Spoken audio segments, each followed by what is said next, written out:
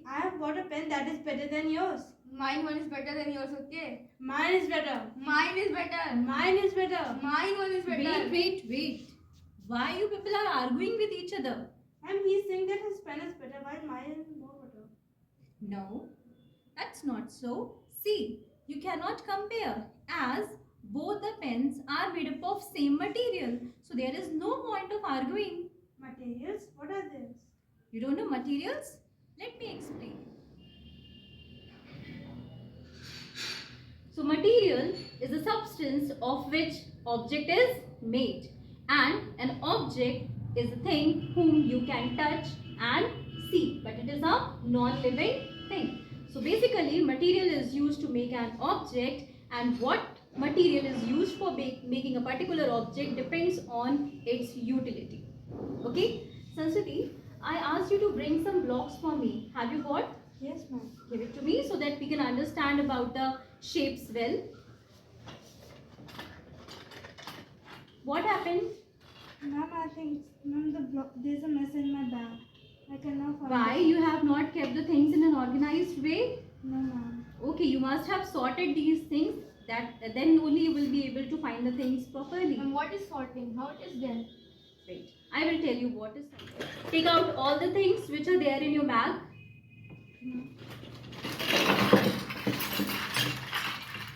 Oh my god, it's a huge mess. Let me teach you some properties of material so that you will be able to classify these things into various groups.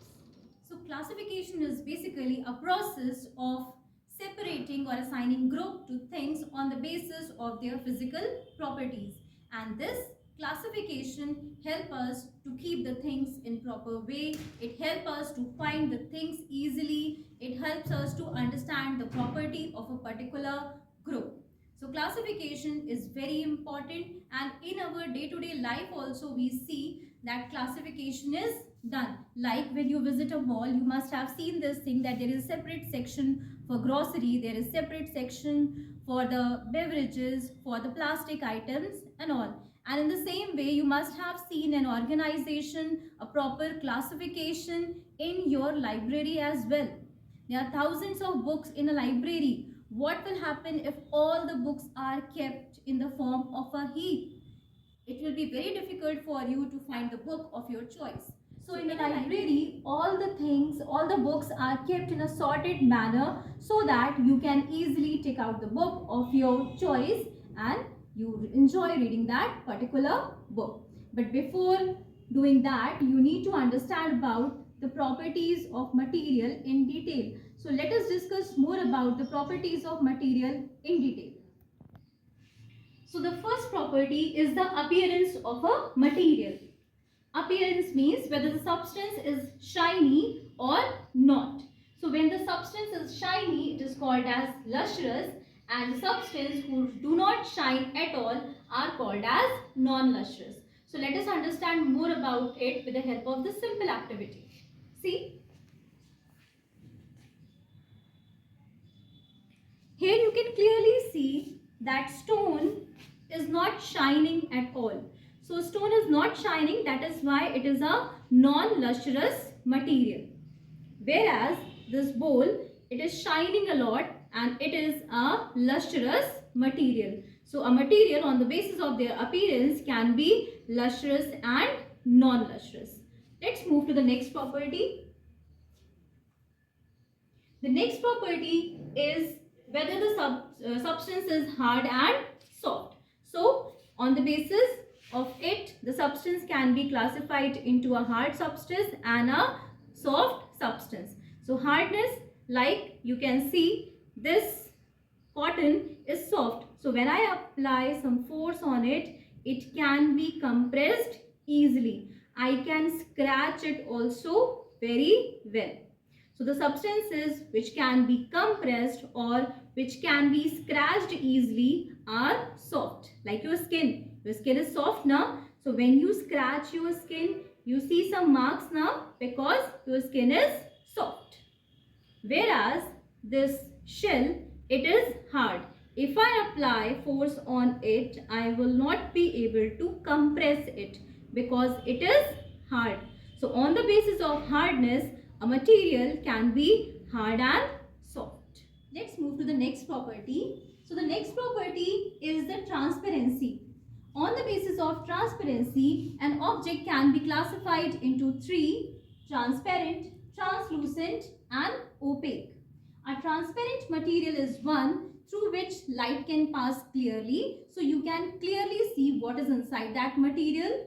A translucent object allows some amount of light to pass, and an opaque object do not allow any amount of light to pass. Let us understand more. See, so this is a transparent object. You can clearly see what is kept inside it because it is allowing all the light to pass through it. This is a translucent bottle. You cannot clearly see whether a substance is kept inside it or not. You cannot identify the color of the thing, and you cannot identify the texture of the thing. This is an opaque object. This do not allow any amount of light to pass. That is why you cannot see what is kept inside this bottle. So on the basis of transparency, we have transparent, translucent and an opaque object. Let's move to the next property.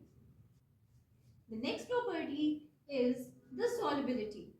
Solubility means whether the substance can dissolve in water or not. So you must have done this activity at your home also. Like whenever you are thirsty during summer days, you like to have a lemonade, isn't it?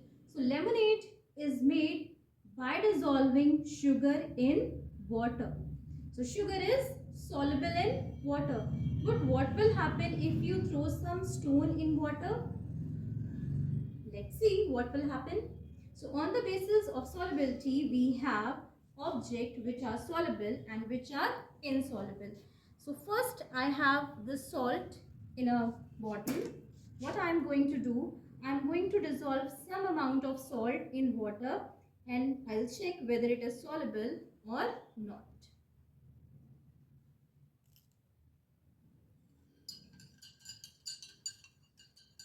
So you can clearly see that the salt is getting dissolved inside this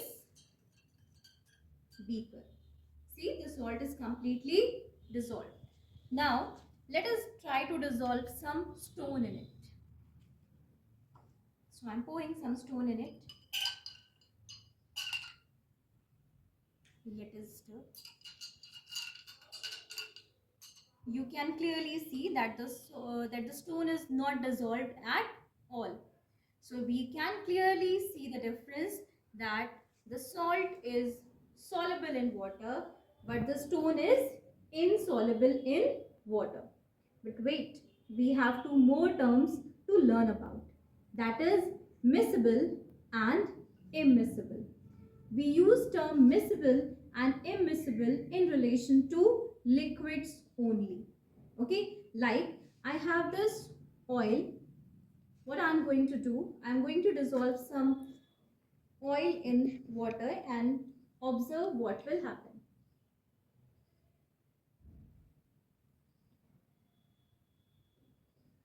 So what has happened? The oil has formed a separate layer because it is immiscible. Yes, when a liquid do not dissolve in water, we call that liquid as immiscible. Let us do one more activity quickly. Let us try to dissolve this solution of hydrochloric acid in the beaker.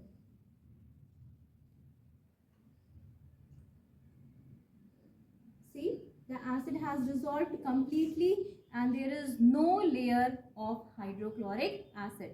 So hydrochloric acid is what? It is a miscible substance. Clear? So on the basis of solubility, a substance, a material can be soluble, it can be insoluble, and if we talk about liquids, so a liquid can be immiscible if it form a separate layer, it do not dissolve, and it is called as miscible when it dissolves completely. Let's move to the next property. So next property is the heaviness. On the basis of heaviness of an object, it can be classified as heavy and light and float and sink. Let us understand more about it with the help of this activity. So here I have few objects like this stone, this plastic and this paper. What I am going to do, I am going to put this paper in this beaker and see what has happened. This paper is floating. Now I am going to put this plastic in the beaker. See, this plastic is also floating. Now I am going to put this stone. See, the stone has sank down. So we got to know that object can float and object can sink in relation with the water, and the object which float are light and the object which sink are heavy, and this floating and sinking property of a material depend upon its density. So here we can say that this paper and plastic is less dense. Its density is less than water, that is why they are floating. But this stone, it is more dense than water, that is why it sank down. But if we do not talk about heaviness in relation with water, a substance can be measured in terms of its mass. A mass is the quantity contained in any material. So here you can see this cotton and this stone approximately are of same size, we can say. You can see they look like as if both are in the same quantity. But if you measure both of them on a weighing scale, the mass of this stone will be more and the mass of this cotton will be less. Say a stone will weigh approximately 100 gram on a weighing scale, but this cotton will weigh only 10 gram on a weighing scale. Okay, but gram is not the SI unit of mass. The SI unit of mass is kg. Okay, so mass is basically the property of an object, whether it is heavy or light, in terms of the material contained in it. Let's move to the next property, which is volume. Volume is basically the space occupied by an object. Let us understand it with the help of this activity. So here you can see I have these two jars which are of same capacity. Both are of 100 ml capacity. Now what I am going to do, I am going to pour some amount of water in it.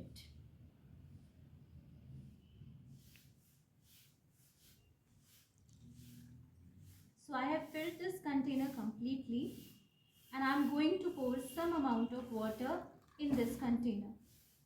You can see that this container is completely filled. Water has occupied all the space which is there in this container.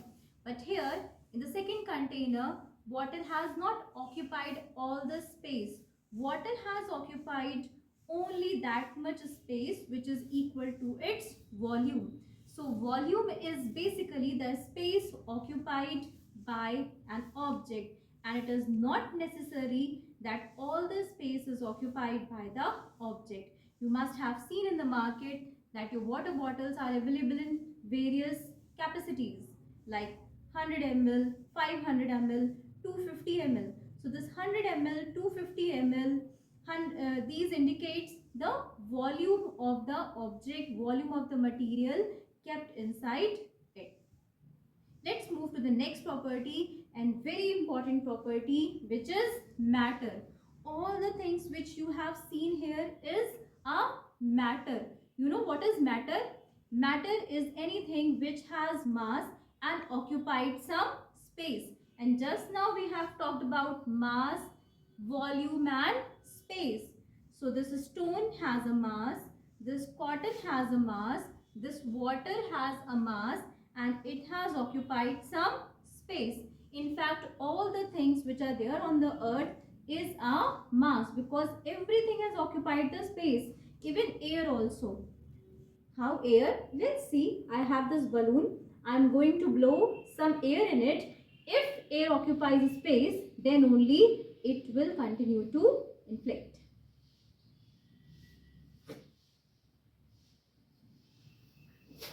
See, I have filled this balloon with air, and because air occupies space, it gets expanded. So this activity proves that air is a matter, it occupies space and has mass. So this is all about material around us, and we have understood what is a material, what is an object, and various property of material. Now let's see whether my students will be able to solve the things on the basis of the property which I taught to them or not. Looks like they have done a great job. Let's ask. Very good. So can you please tell me how you have classified these things into various groups? Yes, ma'am. This is lustrous, this is light, this is hard, and this is transparent. Very good. So now you have understood about material and their properties. I hope this video lecture will help you in understanding the properties of material, and you will be able to sort and classify the things in future. All the best. Thank you.